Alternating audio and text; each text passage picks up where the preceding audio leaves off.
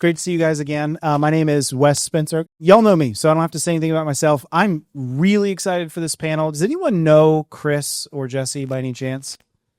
Awesome. Not enough hands going up, so I know I chose right. You're going to really enjoy this. We're going to be talking about this difference between VCIO, VCSO. How many of you have a VCIO on staff in some title or form or fashion? How about a VCSO? How many of us don't even know the difference between the two? I love it. I love it.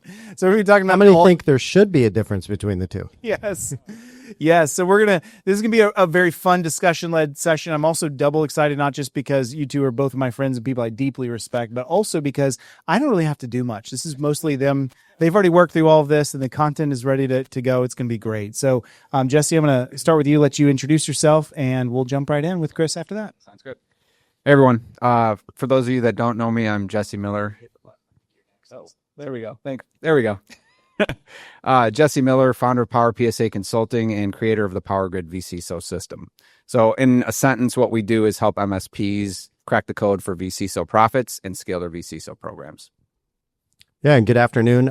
So last session of the day means last session before the bar. So I want to make sure we understand expectations.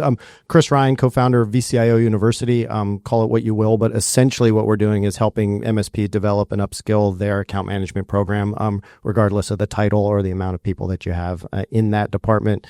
There's tools and tactics and strategies that we deliver. In fact, I'm just coming in hot over a 3-day workshop we finished down the street where we had 21 attendees and 15 MSPs who were looking to do just that. So that's what we're doing. Thanks for having me. Well, we're going to get started. Today, we're talking about the difference between VCIO and VCSO and how do those roles work together? How do you explain to your customer? And how do you develop those two programs? So Chris and I, being the consultants that we are, came up with a little alliteration on clarity continuum that we talk about here. So there's really 5 things we want to cover today. Chris, you want to run them through kind of our thought process? Yeah, and so quickly what we intended to do here, we want this to be a Q&A. We'll get to it quickly, but instead of potentially jumping down a rabbit hole with zero perspective, we thought we'd put together a pretty tightly wound, I guess, a little bit of a continuity from left to right on trying to do some clarification of the roles, the philosophies, the attitudes and archetypes of the individuals, how they could potentially work together, and then a go-to-market strategy. So we'll work through that quickly. We do not intend this to be presentational. We'd love for it to be conversational, but we thought it would be important, and hopefully you agree, to at least set a little bit of expectation and guidance and some clarity, and then we'll be happy to take questions. And I'll say this is more for us probably than anyone else because we'll jump down a rabbit hole just the same as anybody else. So let's dig into it. First thing we want to talk about is the service offer and philosophies and how to think about or the philosophy of a VCIO versus a VCSO. Yeah, so we're going to have some fun with the first 3 slides, clearly. Hopefully you'll get a little bit of our personality. We were hoping Adam was in the room for this. We know there's certainly a lot of Star Wars fans, so this is a bit of a nod. We wouldn't necessarily use these archetypes and examples in every setting, but they're super appropriate here. So kind of what we're going to describe over the next couple slides is what these roles really look like, and again, the archetypes. And if you think about VCIO, and we had some fun with this, and again, regardless of the title, when we're talking about, again, trusted advisor seems to be gaining as much angst as VCIO as, you know, as a term we try and use. But when we're thinking about that, and we're thinking about account management specifically, since it's more general than the specificity of VCIO, think about somebody that you would seek to receive guidance from, this trusted advisor. So in this case, and in our having fun with Star Wars here over the next few slides, it's a Yoda type character or a Gandalf type character for the Lord of the Rings fans in here. Or maybe it's your grandfather. It's somebody that you're going to seek sage advice from, and advice that you know is going to be given to you not for that individual's ego or benefit, but hopefully for the benefit of the receiver, right? So when we're talking about that, that's what we're talking about philosophically. One of the things we talk about at VCIO University is regardless of roles, regardless of role clarity, regardless of tasks, which role clarity you have to establish first, we talk about first, it's a philosophical approach to how you're going to approach your clients. Yeah, and just to come off the back of that, for the Navy SEAL approach for the VCSO, you're thinking of a much more narrow focus in terms of technology, but one that is extremely important. And that's why you see the lightsaber in the picture, right? This is precise like a scalpel. you have the VCIO, and we'll get into this more later, but who is someone who has the broad picture of the entire technology. They're helping the business move forward, purchase technology, integrate technology, make the strategy for all those things. Whereas the VCISO is kind of laying in the cut and looking at specific risk of those technologies and how they could, we talked about earlier with Scott, the brakes on a race car. So you can hit the turn the fastest. That's what a VCISO is doing. And that's a really deep type of knowledge base and skill set.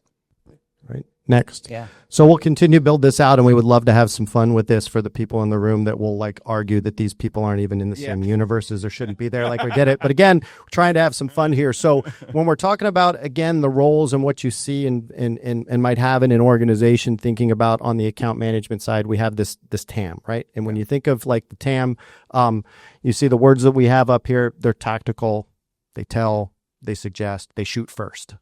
Okay. Right. Okay. So somebody got that joke, hopefully. Right. I mean, you shoot first, ask questions later. Yeah. But again, it's kind of a specific set of characteristics, but this person is going to be tactical.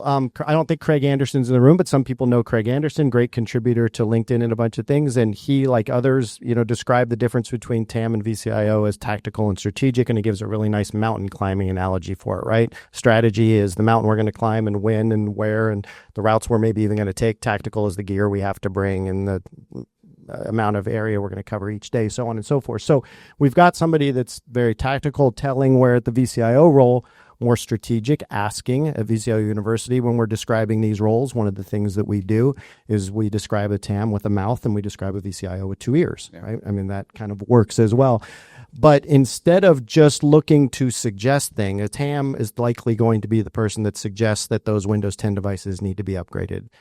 They're going to suggest that that old server gets replaced. Virtual Captain Obvious is probably a term that others have heard before, where the VCIOs should be looking for achievement. And again, everybody's heard these same things, but it's the elevation of aligning technology to meet business goals, right? So again, think of Young Solo and think of Yoda, two very different people doing very different things. Yeah. Yeah. And the one difference I would say that as we were talking about this, was a fun exercise to clarify this. And I was thinking about the GRC analyst versus the VCISO. So the GRC analyst is very much a junior version of the VCISO who might be more impetuous, might have some of that TAM in them, like, hey, well, then no, they should do this. Stop being stupid. Right. So they're the Padawan sitting under the VCISO that we're trying to build into a VCISO, but they're performing much more of the tactical day-to-day missions, going on those search and rescue missions, going on those risk missions. And so we very much look at it as like more of a close-knit, again, that Navy SEAL unit type of relationship with those two roles. Yeah. Okay. All right. Last Star Wars reference here, but I think you'll have some fun. So the idea here is if you ask one person to do all of these roles, or if you give one person great power, what happens? Yeah. Darth Vader could happen. Sure. It corrupts, right? Yeah. It becomes super difficult. Yeah. So this is the end of our, analogies as it relates to Star Wars, but hopefully it gives you some perspective. What we're going to get into some now is like a little bit of the tactical role clarity. We've had enough fun. We've done some icebreaker. Let's get in kind of some of the meat of what we've got here. So before we hop into this, just a quick show of hands. How many people in the room are familiar with the 3 lines of defense when it comes to risk management? No. All right. We got one back there. All right. So look that up. That's a good concept to start understanding when you think about and a way to explain it to your customers, especially as you work with mid-market and larger. Okay. Can't just leave that out there. All right. So there's 3 lines of defense in enterprise risk management. All right. Line 1 is management oversight and kind of who has the roadmap for the program. Think of that as your VCIO. They are the trusted advisor to the leadership team, helping them map out the entire landscape of technology and then saying, okay, we're going to create this charter for how we're going to enact our technology plan. Line 2 is the framework and the inaction of that plan. So think of the VCISO as taking, okay, we have this technology roadmap. I'm going to look at this, spot the risk, see where I can build a framework to keep the guardrails on, the brakes for the race car, as we were talking about, and then create a plan to make sure we don't crash off the road. Line 3 is independent audit. So you may have an audit committee or the board. You may have an outside auditor come in and do that. So we're not talking about that today, but those are the 3 lines of risk management. So before we go forward, it's like church. There's plenty of space up front. Okay. interesting that I said like church, then that happened, and then now there's space up front. But there is plenty of space up front. But anybody want to come, you're not going to offend us if you come sit down as we're talking. But there is space available. Yeah. All right, getting into it. So we have this responsibilities matrix that we use to help explain this to clients when we're talking about it, but I think it's also important for everyone to see today. So when we think about how do VCIOs and VCSOs work together, who should own the relationship and how that should look, is this easy to understand responsibilities matrix. And so you see at the top and at the bottom, we have the V unicorn, the one who can do both the VCIO role and the VCSO role. And I mean, there are some of those out there, right? I'm not going to say that there aren't, right? But you can't replicate that. That's not scalable. Okay. So you do have that, but I think both Chris and I are in agreement is that second line down, the relationship owner piece is where we see in that sweet spot of like 150 clients ish. This is where we're going to sit, where the VCIO is performing that line one function, setting the customer relationship, delivering that customer relationship, creating a unified roadmap, and the VCSO is providing support from the cybersecurity lens of strategy. So I'll let you pick up on that a bit, Chris. Well, what I would say here for everybody as you're looking at this is intended to be illustrative, not definitive. Yeah. Right? Your mileage may vary. For instance, if you have to be sitting in the room and you're supporting credit unions, heavily compliance, it's probably going to make more sense for the VCSO to own that relationship, right? I mean, like clearly. Yeah, and as you talk to mid-market too, like if you have a really mature VP of IT or an internal CIO and they're like, hey, we need help with our cybersecurity strategy, that's going to be a different relationship. But I think when you have a medium maturity organization, and I think that's probably a good idea to hop to the next slide here. Chris, I'll flesh this out for you a little bit. So, well, I don't want to go off of that too far, and we'll come back to it, but give yourself a minute to kind of check that out. If you could kind of just move back to it and kind of formulate a question, because there's a little bit of overlap. Go back one. Does go back one exist? All right, good. Okay, so take a picture of that, because like we said, we'll bring this back up, but there might be some definitive questions because there's a lot to take in on this slide, and there will be a lot to take in on the next slide. Like I said, we're trying to keep the conversation going. So you see, oh, there you go. Slides are downloadable. Okay, but there's a little bit to take in when you're kind of understanding the context of this. But know thy client, know thy MSP, know thy resources, obviously. But there are some places where it makes general sense from a starting point to probably have the VCIO. Again, use that as the acronym for our discussion today. I don't care if you call it a TAM, as long as you're not trying to have your TAM do VCIO work or vice versa. Different conversation that Alex and I would love to have with you one day. Understand kind of what we're talking about here.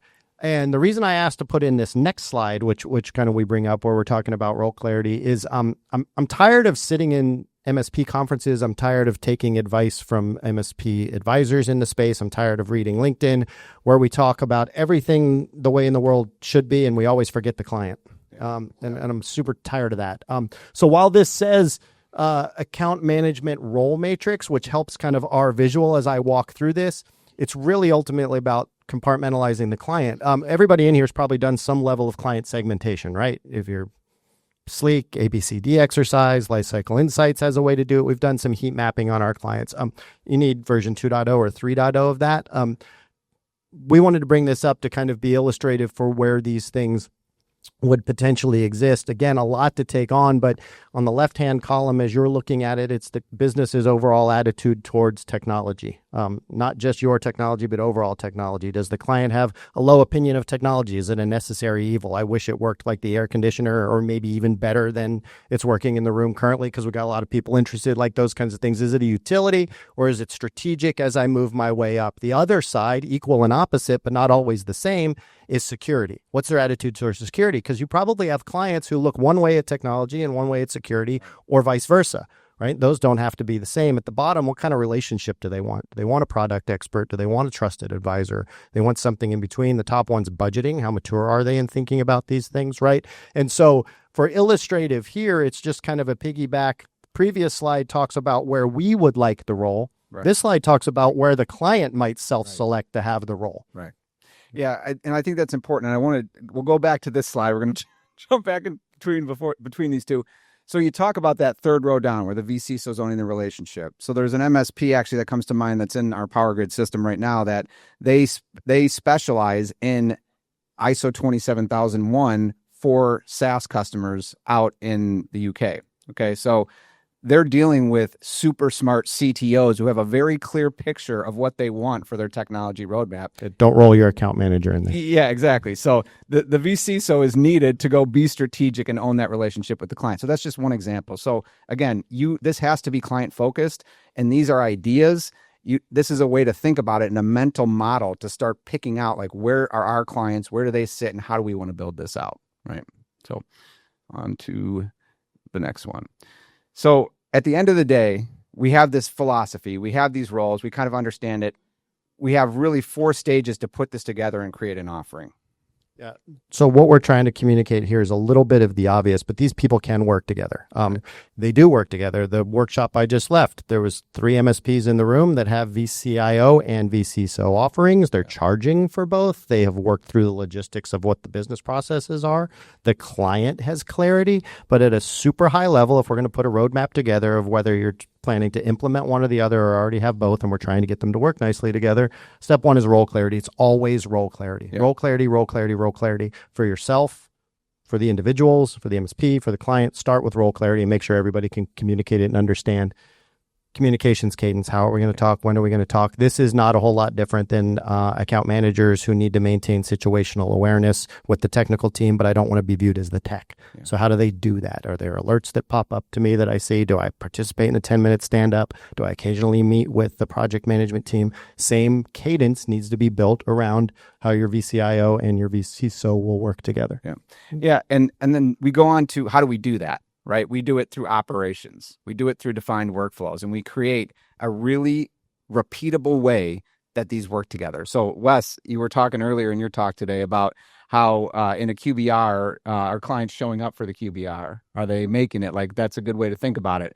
Well, in our workflows, if a VCSO goes to their strategy meeting with the client and the client doesn't show up, fine. If they don't show up twice, that should throw up a red flag. That should get fed back to account management, customer success, and the VCIO, and we should have a huddle and say, hey, we think there might be a problem with this client. These workflows all have to happen because it's much easier to drop the ball if you're just saying, hey, yeah, we'll get to it, right? Actually, one more thing. Unified roadmap. So at the end of the day, this has to be a single presentation to the client. Yes, your VCSO will meet with the client directly. Yes, your VCIO will meet with the client directly and separately potentially, right? When you can meet together. But at the end of the day, there needs to be that single role ownership. There has to be a single roadmap, and it has to present a unified front. Like the parents can't be fighting in front of the kids type of thing. That's a great analogy. Yeah. All right. So hopping on to how do we take this to market? Okay. So this is how we actually start to go and sell this to our clients if we're not doing it already.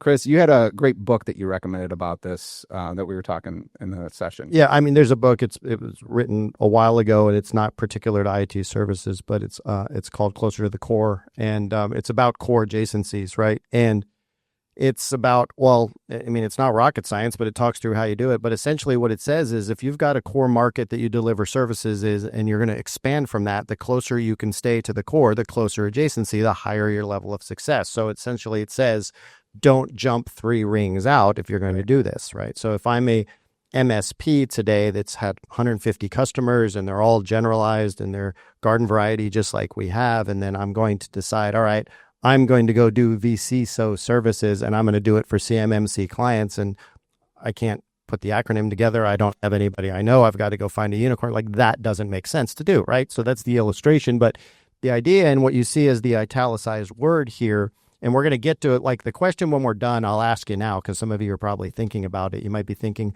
all right, well, I'm not doing either of these, or I need to do one or the other better. Which one do I do first? It's a classic it depends answer, right?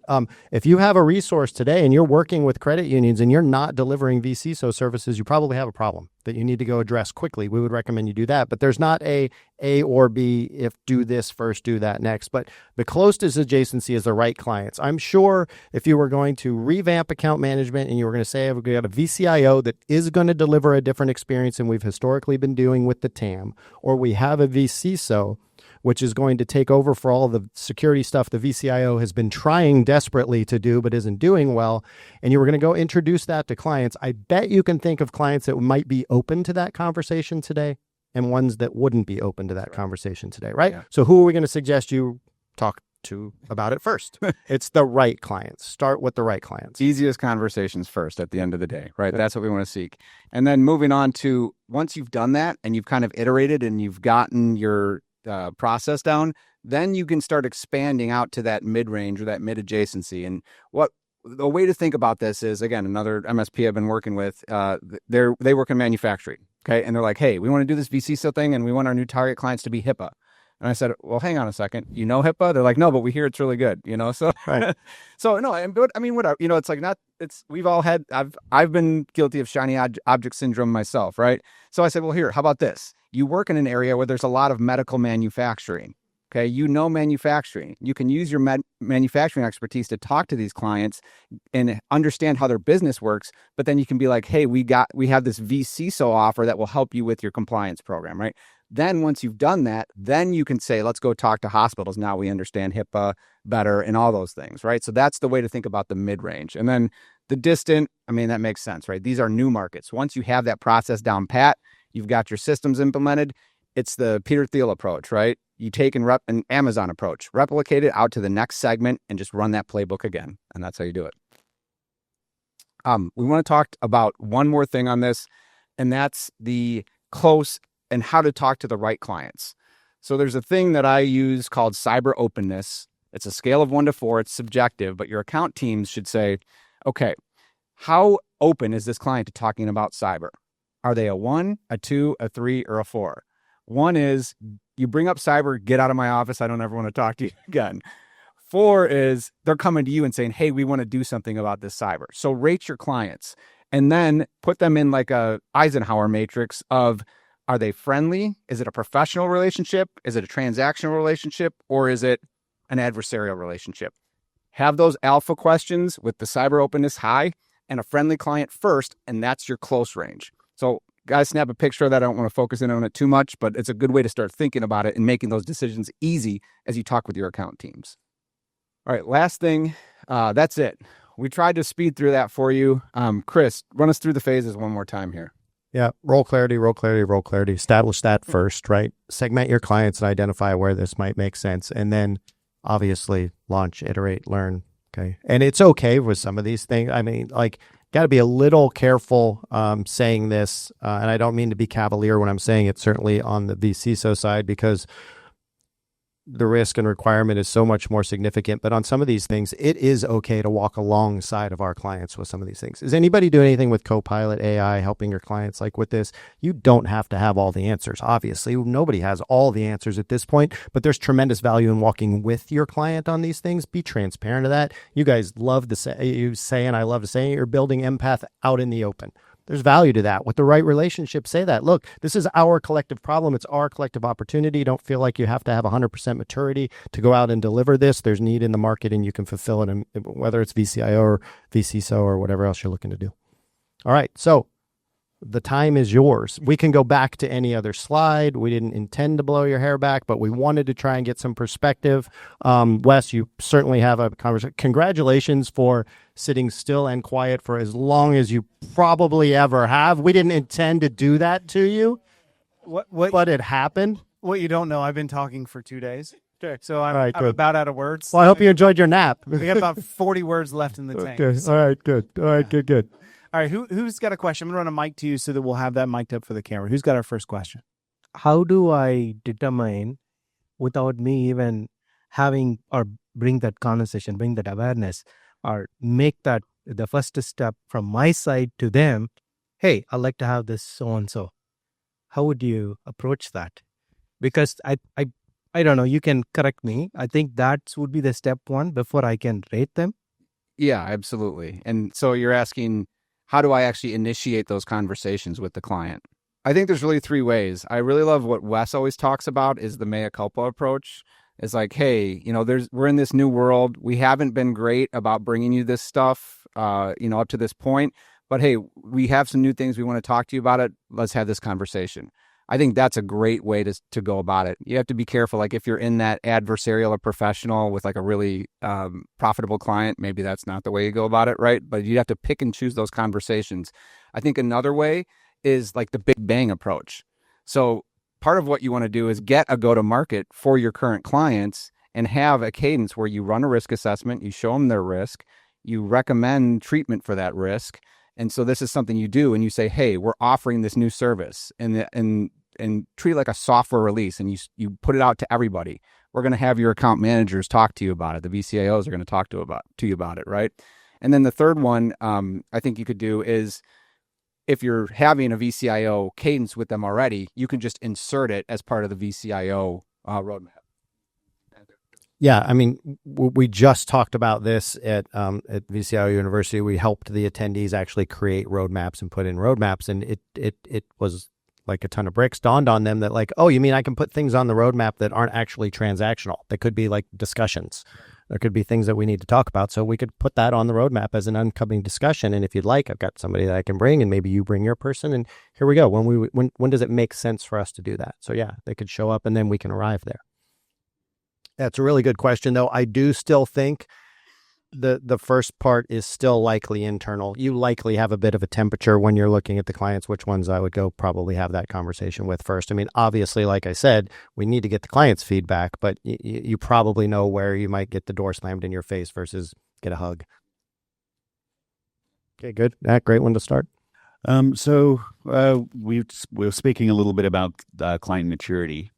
And I wanted to challenge you a little bit on where do we start? And it depends. And I completely get what you were saying. There's probably a lot of people here that are going to be general business, smaller MSPs dealing with reasonably mature clients.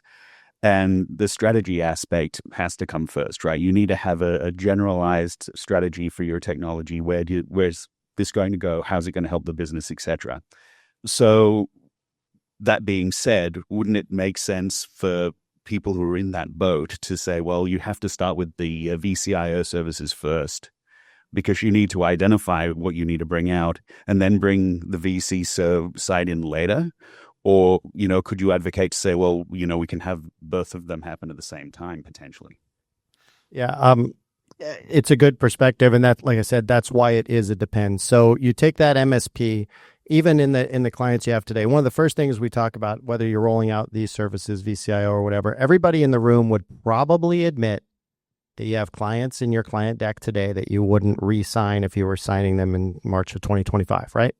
We're not going to fire them. They look differently, they act different, but that's okay. So oftentimes it's really easy to start with new clients when we're doing these things. It's easier to tell that story. So we've got this legacy, client.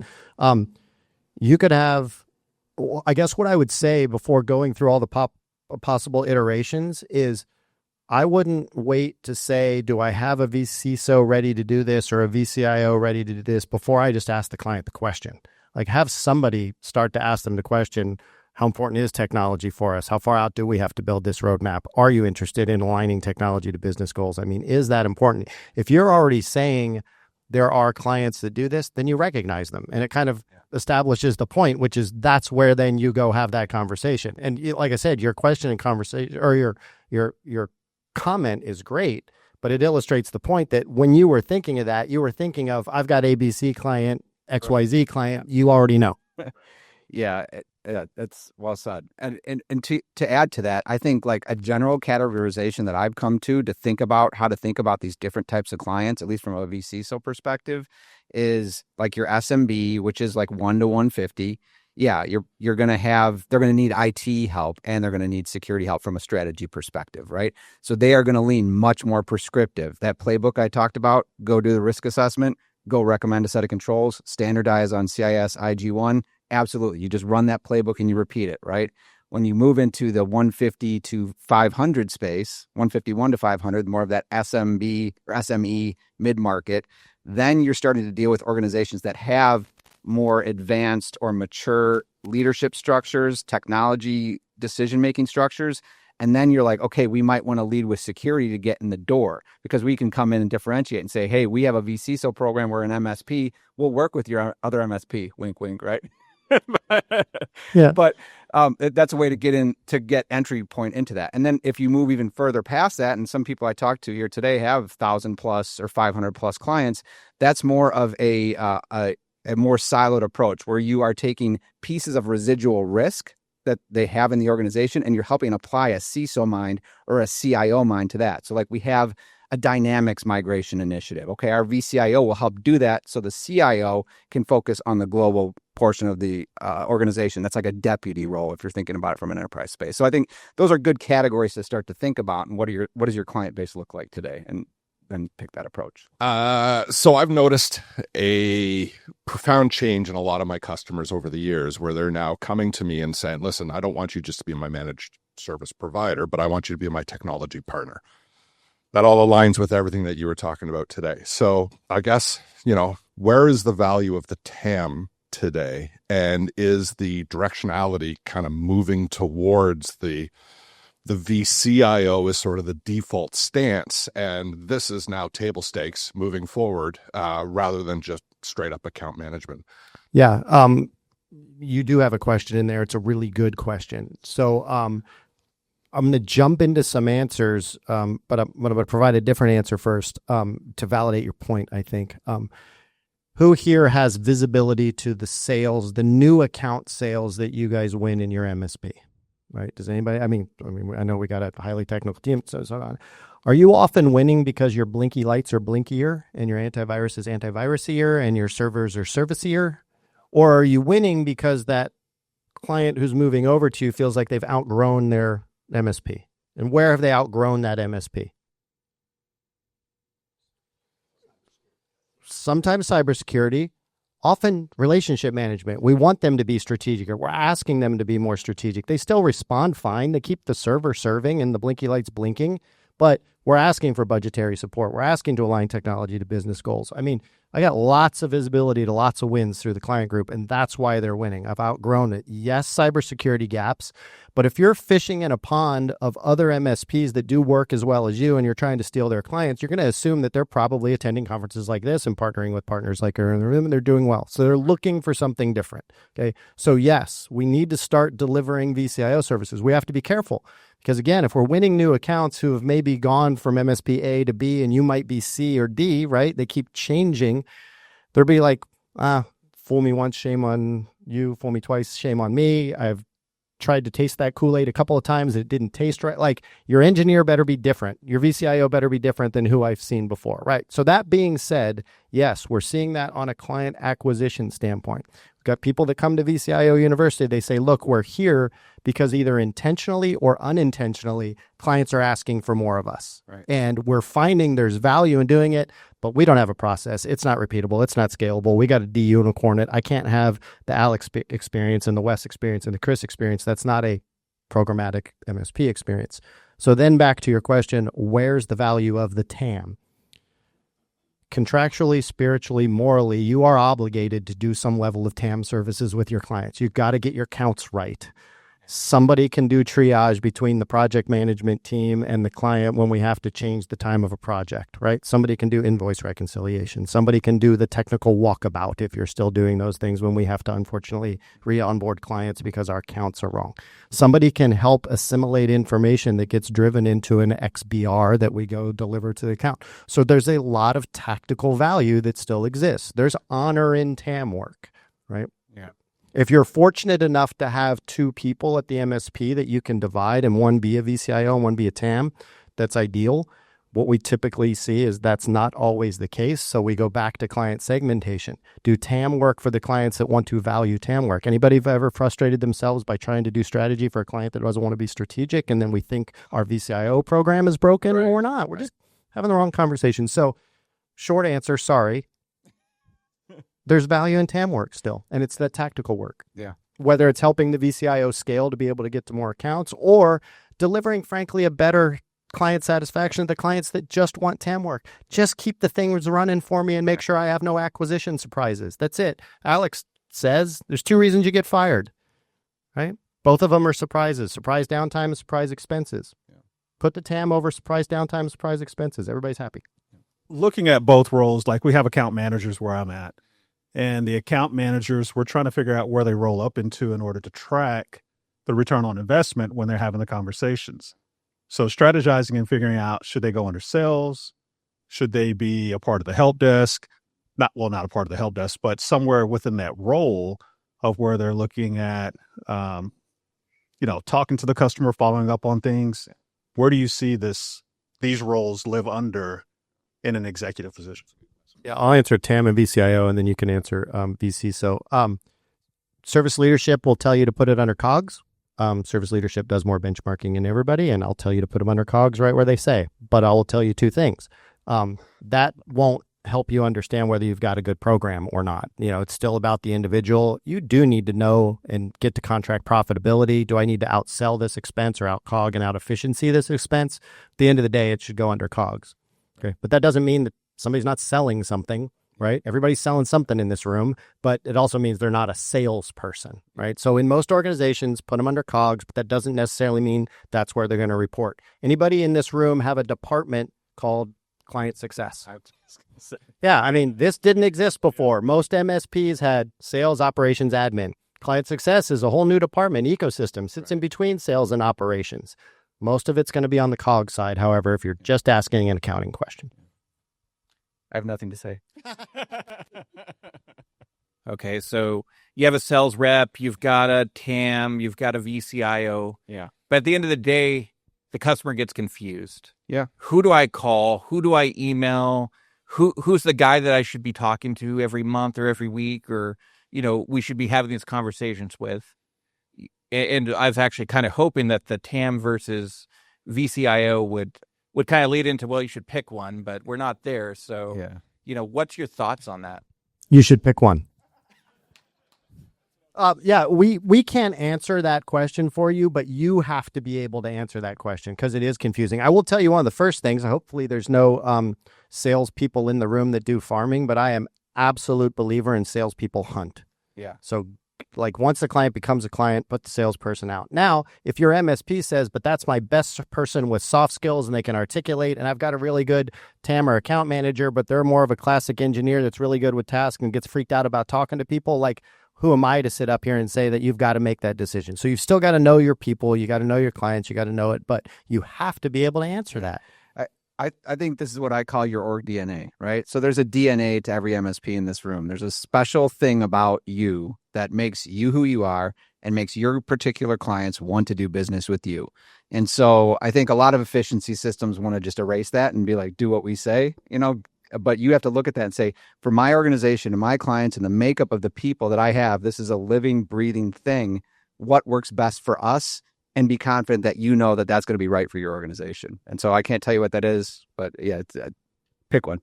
Yeah, and I mean, there's analogies in life for this. I mean, if anybody fortunate enough in here to have a financial advisor or a wealth manager, or you can actually even look at this like for somebody that you use, insurance for, trusted advisor kind of people like that. Maybe you've got an attorney. There's clarity, and I don't call my financial advisor for everything. There's things that I don't, but then when I need to get escalated to Kaylin, that's what happens. Alex, we were having this conversation just the other day about an insurance person. Alex loves his insurance person, and it's okay that he gets called every 4 or 5 months about setting up an appointment, and he's never talked to the person that's answering him or that's calling him because he knows they're the admin person of the whatever, but they've got their role. They're scheduling, they're keeping the day-to-day going, and then they're scheduling opportunities for them. So I mean, just determine it based on what Jesse said, your organizational DNA, and then make sure everybody's clear and communicate it to client. What's that? Yeah, pick one. Yeah.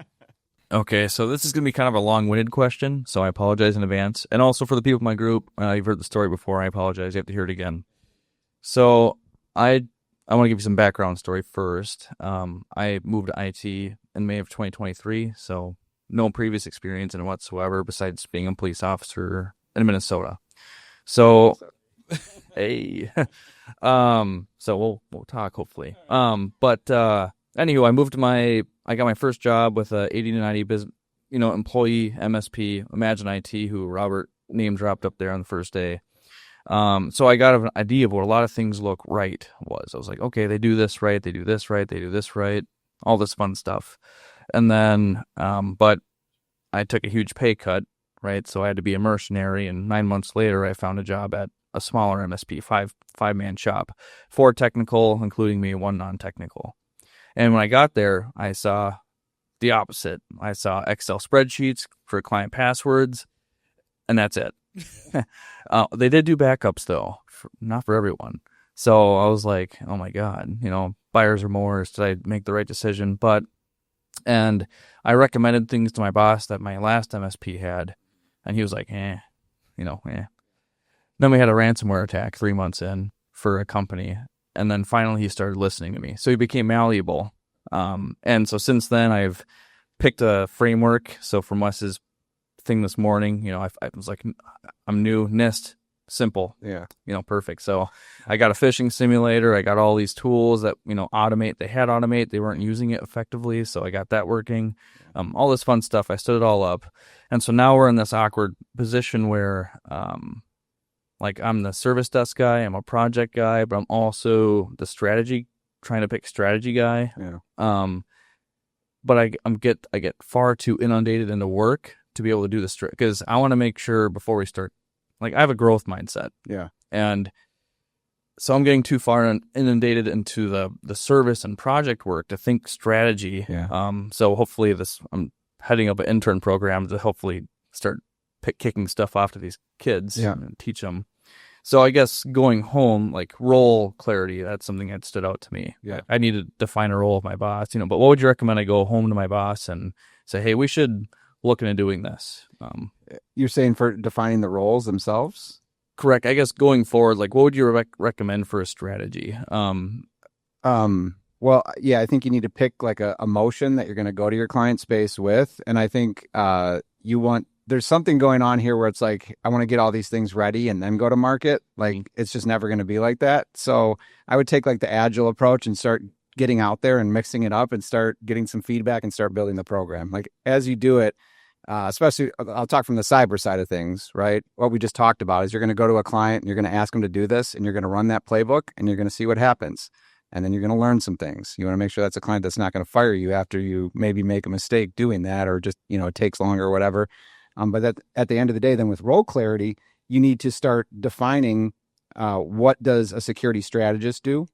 What does a VCIO or an account manager do? And then what are the individual roles underneath that? But don't get in the weeds of today. You don't have those roles today.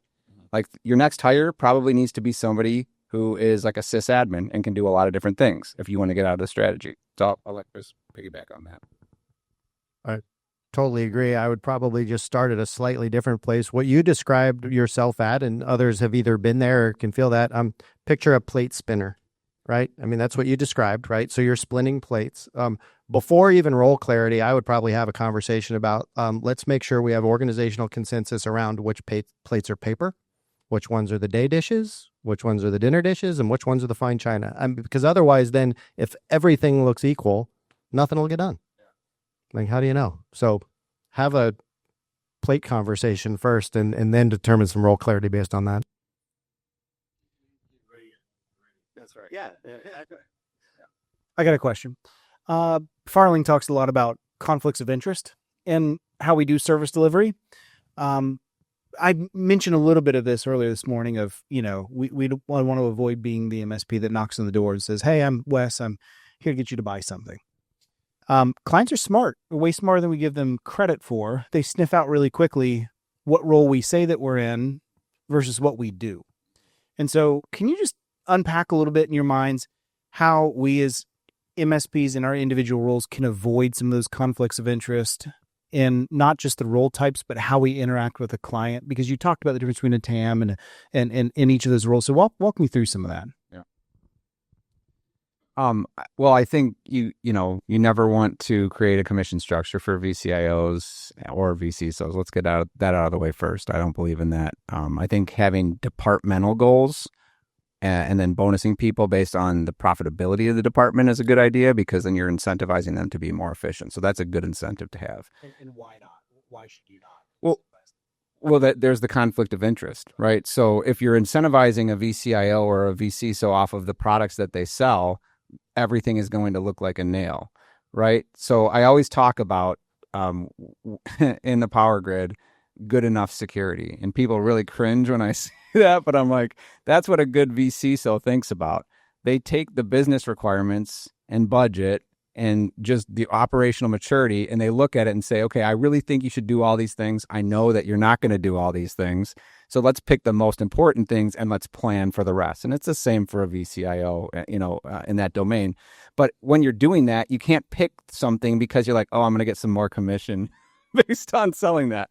As a matter of fact, there's been programs that I've built and been in where actually the VCSOs are pretty ethical for the most part, right? They're going to say, no, the client shouldn't be doing that. They don't need to do that, right? And so you have to that creates a different set of friction in the organization that you got to plan for and navigate. But I think, creating the minute you put commission into it, that you're creating some bad incentives there. So I don't know if you have anything to add, Chris. Yeah, no, 100% agree with all that. No reason to repave that road. I will tell you though, just for the thought, like even outside of commission, this whole experience of like every time you darken my door, you're asking for money. All right, so let's think about that for a minute. This is client communication 101. You're bringing on a new client. Somebody back there said we're winning clients because we've got to add cybersecurity, right? When you bring on new clients, Paul Dipple's not in the room anymore, not in the industry anymore, but he certainly had a philosophy that said, don't bring anybody on unless they 100% take on your stack, hardware, software, everything, or they don't become a client. Did everybody in here do that?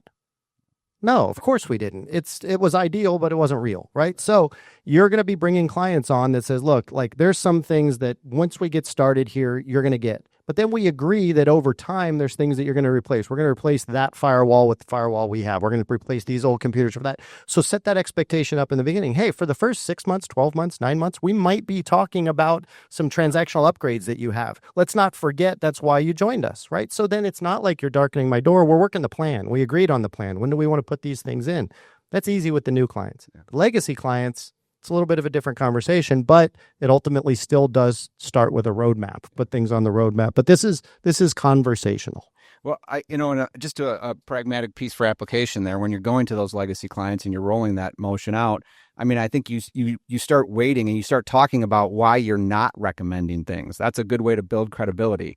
For example, okay, here's a pen test on the CIS controls, right? It says you need to do a pen test. Well, we weight our controls low, medium, high. We're going to weight this low for you so it doesn't affect your risk score as much because you're not regulated. You're all in the cloud. You have less of an attack surface. You don't have servers. So we're going to say we should do this, but this should be a day 2 or a year 2 type of thing. We want to get there, but we're not doing that. What we are asking you to do is these 3 things because they line up with your goals for mergers and acquisitions or operational congruency and resiliency. And so these are the things we're going to ask for. So I think you kind of paint that picture of here's what I'm not going to sell you, but here's what I am going to ask you to do. Let's plan for the rest and we'll continue the discussion. How do we get started in the practical sense? Whether it's when we talk about roadmaps, how do we build it? When we talk about some of those beginning, like what do you practically do? What do you practically ask when you walk into some of those conversations for the very first time? You want to start with security first, then I'll have. Yeah, that sounds good. Yeah, from a security perspective, I always talk about, and this is actually a Chris Sanders thing in his Investigation Theory 101 course, which if you guys have people in security, everybody should pay for that for their people because everyone thinks about things the same way. So he talks about metacognition, thinking about the way we think and having a shared language for how we talk about things in our organization. And so when you're doing recommendations, you should have what I call flag verbiage. So the flag verbiage should be the standard set of recommendations you're typically going to make, and you're going to add to that. But one might be implement EDR, okay? And that's going to mean whatever your EDR is at the time. And you're going to go and plug that into your CIS controls and line that up and say, okay, if we do this recommendation, it X's out X, Y, and Z. And so then we look at that and we're able to say out of these flag verbiages, how much risk reduction can we get? So we're getting to this exercise with the customer even saying, hey, we recommended these 3 things because they give you the most risk reduction. And you're almost gamifying it with the customer at that point. And then you can build a really nice roadmap that has consensus and the client wants to execute. Wait, before I got to add, but how? Like, do you use a tool to do that? Did you download something from CIS to do that? Got it. Okay. I built it in Notion the first time. I mean, that was it. There's relational databases in Notion. So you can go build that and have it linked. And then to like how you're going to have to study and learn. That's part of like the CISO and the cybersecurity piece is that's one of the biggest questions I hear from people getting started. Well, how do I decide what makes this control yes versus no? There's so much ambiguity. And I'm like, that's your job as a consultant is to go look at it and take what you know and make a decision and commit and say, okay, if you choose deploy EDR, it's going to check the box for malicious software prevention, right? And so you have to make that final call. Now, there's tons of resources available to you, ChatGPT, all the people in this room that you can ask, by the way, if you don't know. So I hope you're, connecting with each other. Ping me on LinkedIn if you got a question, and I'll let you know. But I think the how is you have to define that link, that matrix between flag verbiage and controls. And so that's where you got to do your work. Yeah, and I don't want to cloudy this conversation because for this group, that's the most important takeaway for how you get these roadmaps started, because we're talking about security, but just at a general client level, I mean, we've built a bit of a budget maturity model that you can look at. If we sit with a bunch of MSPs like we're going to do now, we'll do a very quick exercise. Who here, by a show of hands, does budgeting with their clients? Okay, great. So is your budget, if I called your client and said the budgeting you're doing with your MSP is what you pay for them in MRR, you know what security stuff you haven't bought yet and how much it's going to cost, you know what projects they're recommending and how much it's going to cost, and you know what hardware you need to upgrade in the next 3 to 6 months and how it's going to cost. How many of them would say yes? Okay. Does anybody do beyond that? That's not a budget. It's not. It's a pie piece in a Trivial Pursuit game piece, right? That's not budgeting. So there's an opportunity to elevate slightly. So start elevating slightly easy. Hey, some clients appreciate the fact that we can start to help them not be surprised by budgetary items. So let's start with some basic things. How many of your clients have an internet service provider? Okay, put that on the roadmap. When's it come up? Whose is it? How much does it cost? How many of them are doing Microsoft licensing that you're not having? Line of business application support. Like, you can put a couple of basic things. If you don't support phone systems, put their phone system on. And guess what? Any of those things I mentioned, you ever help somebody save money with? You ever help negotiate or renegotiate an internet service or some Verizon small business bundle that somebody got? Put that on the roadmap. Do you think you should put when their cyber insurance lapses? Why do you want that? Because you don't want to receive the questionnaire they ask you to fill out the day before or after that it's due, right? So start putting some of these things on the roadmap and then expand. And then you think your clients are familiar with your tech stack? Probably. You've been talking about it for 4 years. Do you think they have a tech stack? Do a whiteboarding exercise one day with them where you're like, hey, what's the technology you're using that we don't even support? Yeah. So let's inventory that a little bit. And all of a sudden, we're walking up this budgetary conversation with them. We're eliminating surprises. We're building a roadmap. There's things that we can help with that we don't even sell, that we need visibility to. It's simple. And just to tie that home, I wanted you guys to look at our two answers and see how the narrow and focused strategy of risk from the CISO versus the broad technology approach from the VCIO. And that's the best way to think about the clarity of the two roles there. Appreciate you guys a ton. Will you get just 30 seconds each? What is Power Grid, Power PSA? What is VCIO University? Just so people know kind of what it is.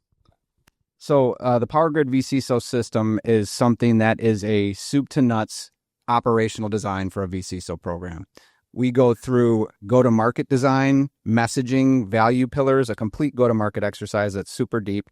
We link that through to the sales process. We link that through to the onboarding. We link that through to service delivery, and then finally to account management. So we create a customer success focused, and we're really stealing from SaaS model doing this approach for the security journey of a client. And so we help MSPs build that out and create scale in their program by doing that. It's called VCIO University, but as I mentioned, we're really helping people redefine and build and uplift their account management program and the individuals that are responsible for helping support that. We typically start with a workshop. It's a 3-day workshop. We just did it down the street. We have a day that's all on strategy. We have a day that's all on tactical and how you deliver that job. And then we have a day, the last day, it's all developmental and the skills. With the tuition, you get what we think is a little unique. You get 60 days of our coaching. You build a roadmap to graduate, and then we help them take that back to the MSP, identify the things that they do want to implement and how they want to implement, build consensus around it, support action for 60 days. So we're an accountability and an execution partner for 60 days when they get home. And then if you want to carry on and you're finding value, there's an alumni program where you still get one-on-one training, but you join a cohort. You're part of a peer group. And, we've got about 100 in the peer group, and we're off and running. Yeah, so that's what we're doing. Yeah, thanks for having us. It's been a blast. Yeah, Yep. Awesome. Thank you guys so much. It's been awesome.